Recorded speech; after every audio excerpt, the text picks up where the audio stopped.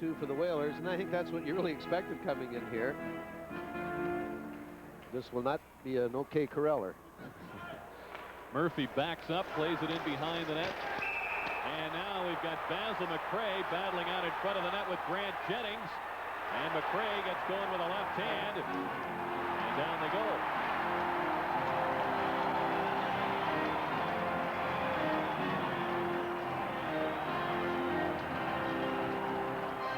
Hey, these are two pretty good heavyweights going at it right in front of the Whalers net. I don't know if Grant Jennings has fought Basil McRae before, but Basil McRae, I found out one thing about him over the years. You really can't hurt him. But he is a tough guy and plays straight up. He was the penalty minute leader in the NHL last season, over 350 minutes. He gets the right hand loose. You know, in these fights, it's usually decided well, he gets the left, I should say. It's usually decided which hand comes loose the quickest. And in this case, unfortunately for Grant Jennings, it was the left hand of McRae. You know, one of the greatest fights I've ever been near in my life, and I say near because I didn't want to get, you know, that I wasn't involved in it, was Wayne Cashman, who was a left-hander, a real good left-hander, and Guy Lapointe, a guy that you probably don't think of as a fighter, who was a left-hander. And neither one of them knew that the other guy was a left-hander. For Kevin Dineen, Cunneyworth is set to leave the box. He'll join the play. Francis waits. That's the young shooting, and he drills one wide with Dineen trying to set up against Tinordi. They go to work in front of the net. They're battling, and Dineen and Tinordi toss the gloves aside. Tinordi's trying to go with a right hand. Oversweet knocks his shoulder. Dineen is held against the crossbar by Brad Lazarowicz, and now Kevin wants to extract a little revenge here for absorbing a couple of punches. Mark Tinordi, he loses it awful easily. He looked a little like Plastic Man there, trying to throw that right over a big linesman. But there was an original call here, and I'm wondering if it goes to Tinordi. If it does, that'll give the Whalers a two-man advantage for a minute and two, but we'll see how Roberts... here's a shot by Young that missed the net, so you'll see there's the left-handed. And this, whoops, maybe it was, what one did he see was the question. Was it the initial shot by Tinordi or the retaliation by Dineen? After watching this, Rick, I think the Whalers just better play a dead hand and come out equal, remain in the power play. Or Kevin, he had nowhere to go there at the end. Now these will be coincidental. Whoa! Kevin Dineen. And the North Stars number 24, Mark Tinordi. Sweet knocks. The time of the penalty is 10:46. The veteran linesman, he usually lets them go at it, but this was a situation where you had to get in there. 5 each for 5. And Brian Glynn gets the other assist on that goal as we get the whistle to the offside. So we're tied at 1 here in the late stages of period 2.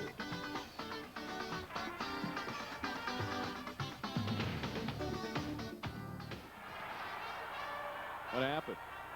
I don't know. It's Churla. I don't know who it is. Oh, it's Kasterlic and Eddie. Yeah, with I think it is Churla. We talk about guys who love it. What that guy? He's a character.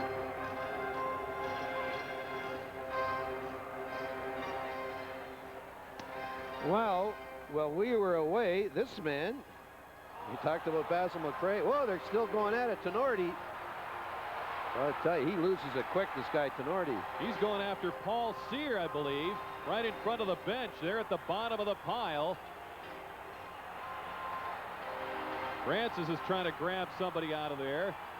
Now it's Taglianetti on top, and Cunneyworth's trying to work him off the pile.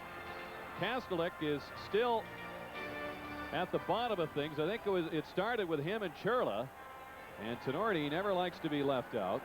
Boy, he's a little hoopy at times, isn't he, Mark Tinordi? Sear being grabbed by Chambers, and Sear has Tinordi, and now Churla. Churla's jumped back in there. And we'll see how Lance Roberts has a feel for this situation. Bobby Holik says, I don't really know what to do here, but Paul Sear comes with a reputation as being a very decent fighter. Sneaky tough. Mark Tinordi's now, I don't know what he's trying to do at this. Tinordi is not sneaky tough. He might be tough, but he's certainly not sneaky. Now, Kasterlic was being let off, and that's what he was trying to follow up on. Eddie going through the bench area. Now, Churla. We were talking about guys who like the rough stuff earlier, Jerry. Oh, I was going to say, Shane Churla, he loves it. He doesn't like it, he loves it. This guy's got to be, he might get 3 to 5 after this affair, Tinordi. But Shane Churla did not report right to the penalty box. He's in a little trouble. We won't see him for the remainder of the evening. And probably the shock of all shocks is Basil McRae still got his gloves and stick. His gloves on and a stick in his hand. That is amazing. He's one of the few, as you could see, who does still have all of his equipment. Well, Churla came in at 105 minutes to lead the league, and Lance Roberts is going to tack a few minutes onto that total and the totals of a few others. I mean, Shane Churla led an attack in a warm-up in Chicago last year. That must have been a carnival if you ever saw one. Well, Jerry, all month long here in Channel 20, it's Tough Guys Tuesday. Well, we're looking at Tough Guys Saturday, but on the big movie, it's Tough Guys Tuesday. Next week, there's a psycho killer on the loose. There's only one man for the job. He's Super Cop Sylvester Stallone in the action thriller Cobra. That's Tough Guy Tuesday all month on the big movie, only on WTXX. The tail end of that announcement, the remaining time of the second period, and just to hazard a guess, about 2 minutes or so, we'll get the official time for you. That will be tacked on to the third period. After Brian Bellows. There's one plus to this. It's good to see Brian Bellows off for the next while, as the North Stars will have a 2-man advantage. We'll come back with the calls in a moment. We're tied at 1.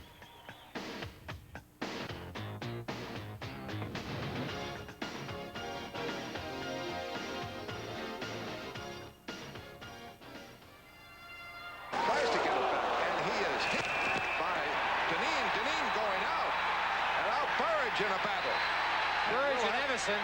We'll have penalties here, but the original call looked to be on Dineen, who went down as he hit Nilan. No score, first period, Boston Garden on Nesson.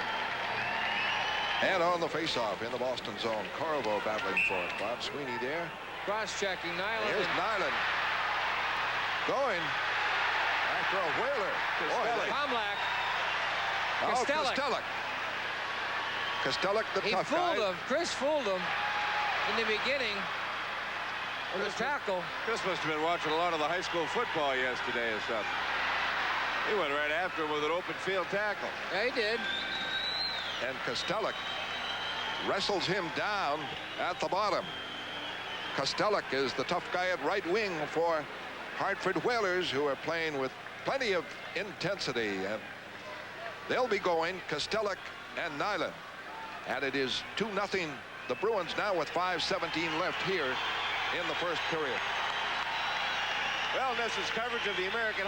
Now to Tomlak. Tomlak, Wiemer, battling behind the net. Ooh, down goes Moog again. He was rocked on that one, and here's a pileup. And to think they're going to play again tomorrow night. Andy Moog wants somebody. Wow.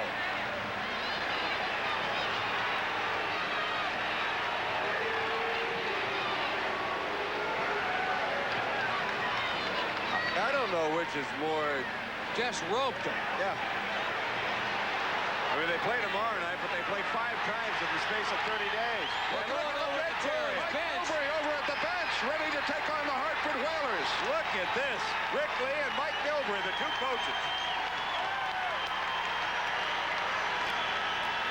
Oh, man. Mike Milbury is not one to take things lying down as a player or as a coach. And when he was at Maine, was involved in a couple of Donnybrooks. Well, Evason went into Moog again. Wow. Jim Wiemer. Wiemer and Tomlak.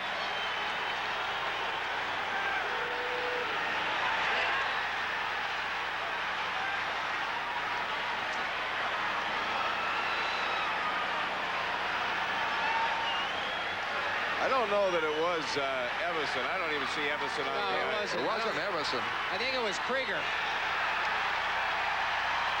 Well, Jim Wiemer wins this fight with tough guy Tomlak. You cannot allow people to go at your goaltender under any circumstances, whether...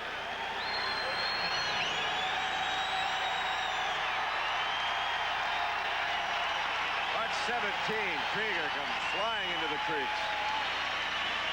That Oh, hurt. the elbow. The elbow. That can damage that. Moog's neck hit that crossbar. Moog is hot. There At this they go. point, he's angry. There's a pile of players on top of Krygier, so Moog couldn't get to him. Well, all things considered, what an ideal situation for Hartford. Going nowhere in this game, right? Stir it up. Sure. And Well, they tried it earlier. Maybe take Moog out. Boston 3, Hartford nothing. Second. Hit Samuelsson. Now look out. Everybody piles up in front of the King bench.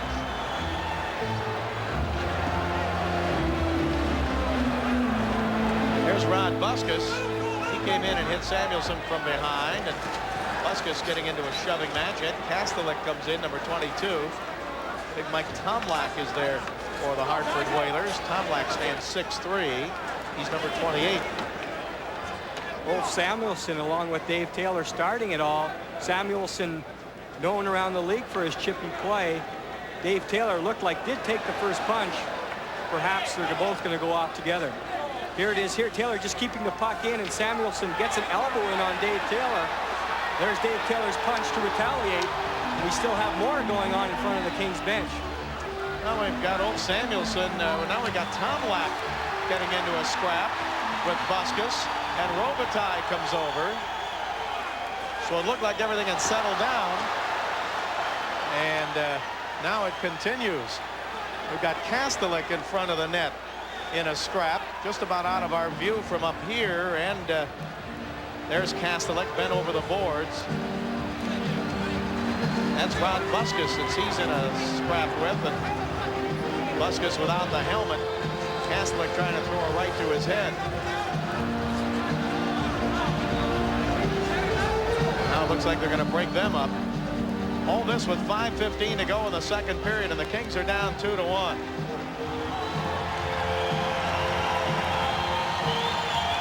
Now let's see what the penalties are going to be out of this. The board still has it. Gets it to McSorley. He's got a man in front of his Bukestad. He had it roll off his stick, but we had a whistle on the play. There's a fight behind the play. McIntyre with it. I really didn't hear the whistle. I don't know if play had stopped by then or not. I think it had. So we've got Ulf Samuelsson being tied up there by John McIntyre. Samuelsson with his helmet off. Tries to throw it right at McIntyre. Samuelsson, 6'1", 195, and he gets knocked flat on his back by John McIntyre.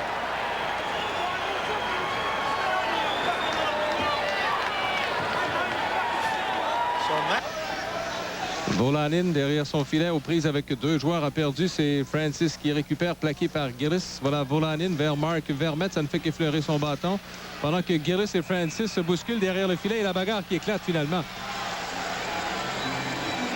Pour le moment, c'est une épreuve de force. Il faut dire que Gillis ne jette pas souvent les gants. C'est surtout un agitateur. Paul Gillis en sort un bon quand même. Oui, il a fait son travail là-dessus. Oui. Paul Gillis avait rudoyé Ron Francis au début du match dans le coin de la patinoire. Alors ces deux-là se sont mesurés. C'est parce que ça fait un petit bout de temps que ça s'agace. Alors voilà, les deux hommes ont été séparés. Il n'y a pas eu de coup de portée et seront reconduits à leurs vestiaires respectifs puisqu'il ne reste qu'1 minute 15 à jouer en première période. Ça a débuté derrière le filet de Ron Tugnutt. Je suis convaincu que Rick Lee et les joueurs des Whalers n'ont pas aimé la façon de la première période s'est déroulée. Je ne parle pas de point de vue, au point de vue 1-0 pour les Nordiques, mais au point de vue robustesse. Les Nordiques ont vraiment... Sundin, la passe à Sundin et à Pearson, le tir et l'arrêt du gardien. Tentative de dégagement annulée par Tony Urquhart qui remet derrière le filet des Whalers. Là, il y a confusion entre Bradshaw et Whitmore. La rondelle se retrouve dans le coin à la droite du filet des Whalers. Urquhart veut s'en emparer. Il est aux prises avec Tansil remet à Sean Anderson pour Mario Doyon. Mario Doyon qui s'avance. Un lancer bloqué en défensive. Il a jonglé avec la rondelle à un moment. Il n'a pu tirer comme il aurait voulu. Là, il y a un début d'escarmouche entre Scott Pearson et Bradshaw le long de la rampe. En territoire des Whalers, ça se passe à la droite de Whitmore. Les deux là qui se retiennent. Scott Pearson essaie d'enlever le casse à Shaw. Il a réussi. On a beaucoup de difficultés à... Une épreuve de force plutôt que des coups échangés.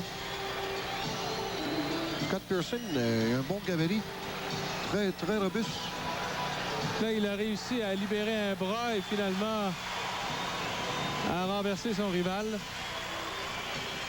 Et les juges de ligne qui interviennent, les deux bonhommes ont été séparés avec 16-0-1 à jouer en deuxième. Les Whalers mènent 2-1. Le hockey des Nordiques vous parvient en direct du Colisée à Québec. Le hockey des Nordiques dans le tabloïd sport du Soleil. C'est comme si vous y étiez. Des analyses percutantes, des commentaires brûlants. Alain, après l'identification, tu me donneras une minute à peu près. L'équipe de journalistes du Soleil est au... Gillis qui lui est de retour là maintenant. Exact. Shaw avec le disque attendu par Nolan passe pour Holik. Celle de Holik interceptée par Sanipass. Tir bloqué en défensive. Autre sortie des Whalers annulée. Cette fois, les Whalers reprennent, c'est Krygier.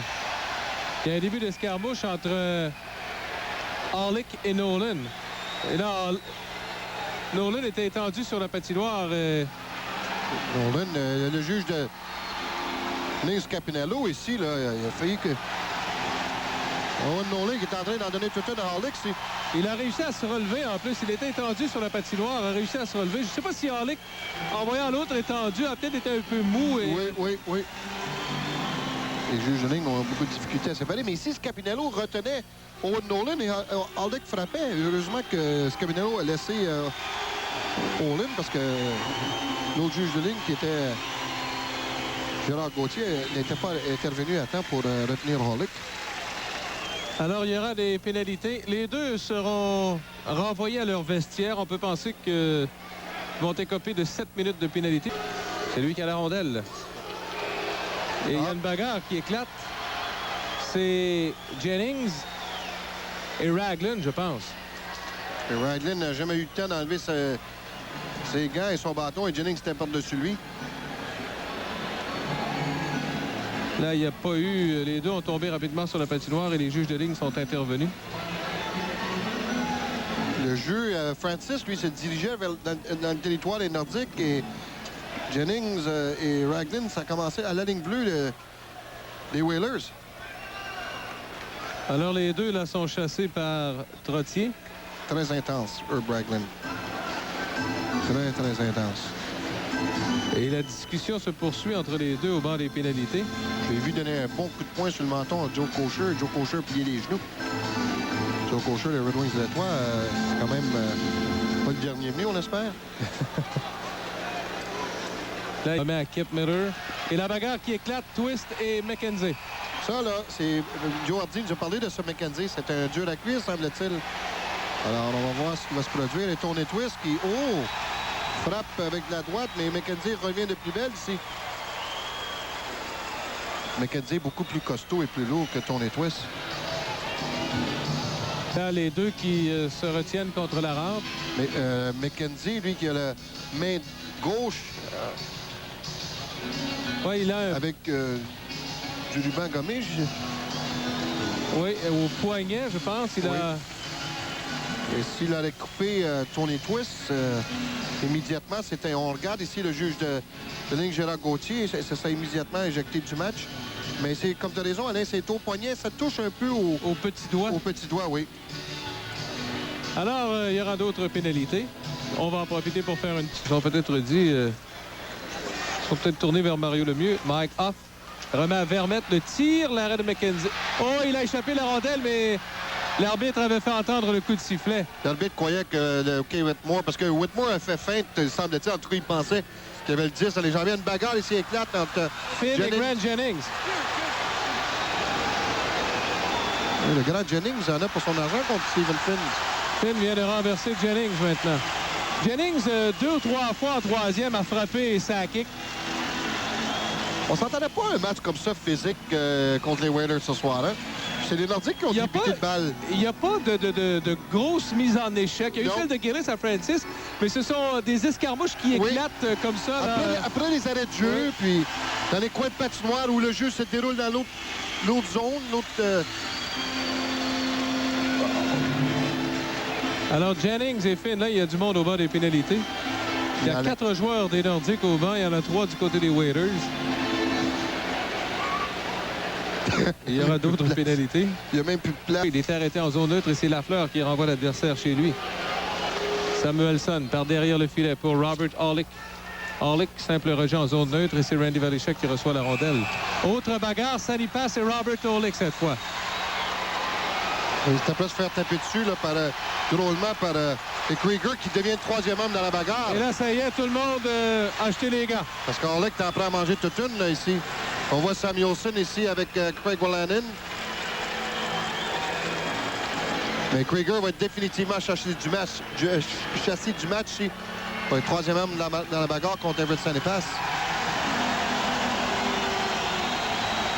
Alors, les deux belligérants, Sanipass et Holik, ont été séparés et tous les autres qui... Si Holik est pour faire ça, aller acheter les gants, il va falloir chercher Kaminski pour les Nordiques. Et... Ici, on a vu ici un coup de bâton de Cunningworth à l'endroit de Velischek qui quitte immédiatement. Il y a un bagarre. Scott Pearson qui s'en prend à Randy Cunningworth. Oui. Scott Pearson qui a frappé le casse protecteur de Cunningworth à plusieurs reprises. Épreuve de force, oui. C'est pas mauvais. Écoute, on va pas parler de bagarre, mais on veut parler surtout de l'esprit de corps des Nordiques ce soir. On se protège en nous deux. Velischek qui se fait frapper ici par Cunningworth. Scott Pearson va immédiatement au vent de Cunningworth et engage le combat. Alors, les deux sont séparés. Pearson va... Avec sa kick parvient à reprendre. Remet à Off, à Urkus. Urkus par derrière le filet, tente une passe interceptée par Whitmore qui remet à sa droite. Sylvain Côté est là le premier. Dégagement annulé par Doyon. À Lafleur, à sa kick. Devant, c'est dévié. Et le but! Mike Hoff, t'as raison, Alain, c'était dévié. Ici, un commencement de dispute dans le coin de la patinoire. Mike Hoff et Tomlak. Et au moment où Whitmore fait l'arrêt, Mike Hoff, aucune hésitation, donne un coup de bâton sur la jambière de Kay Whitmore et c'est le but. Et c'est pour ça que Tomlak s'en est pris à Hoff. C'est exact. Le disque était quand même disponible, mais était là, c'était à Whitmore de mettre la main dessus. Mais c'est 3-2, avec encore 30 secondes à faire pour les Nordiques sur le jeu de puissance. Alors voilà.